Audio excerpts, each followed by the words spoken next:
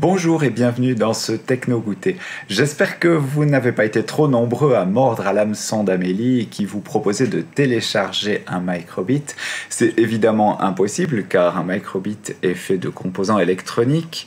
On pourrait éventuellement télécharger le programme qui se trouve à l'intérieur du processeur, qui est le cerveau de microbit, mais les capteurs, les boutons, tout ça, c'est impossible. Aujourd'hui, nous allons voir comment il est possible de répéter une action un certain nombre de fois. Voici une solution au défi qu'Amélie vous a proposé. Le but était de faire un compteur qui augmente quand on appuie sur le bouton A et qui diminue quand on appuie sur le bouton B. Au démarrage, je définis une variable qui s'appelle compteur, je la mets égale à 0, et quand j'appuie sur le bouton A, j'augmente compteur de 1. Si je veux diminuer au moment où j'appuie sur le bouton B, alors je dois aller dans les variables chercher modifier compteur 2 et mettre ici le chiffre -1. Donc chaque fois que j'appuie sur le bouton B, compteur va diminuer de 1. Je dois également afficher le chiffre, donc je ne dois pas oublier dans la boucle toujours de marquer afficher le nombre, compteur. Si je veux en plus qu'au moment où je secoue mon microbit, le compteur redescende à 0, à ce moment-là, je choisis la boucle lorsque secoué, et dans les variables, je remets compteur à 0. Testons cela sur le simulateur. En appuyant sur le bouton A, j'augmente de 1 point.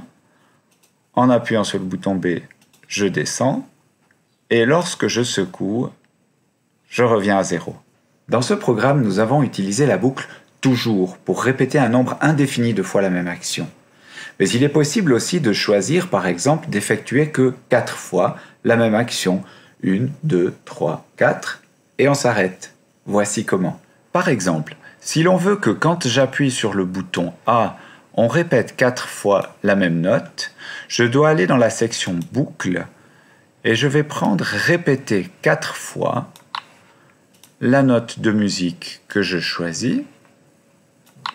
Je vais la jouer un demi-temps pour que ça aille plus vite. Je ne dois pas oublier non plus d'attendre un petit moment après avoir joué la note pour pouvoir entendre la différence entre les notes. Voici ce qui se passe maintenant si j'appuie sur le bouton A. Je joue la note 4 fois et je m'arrête ensuite.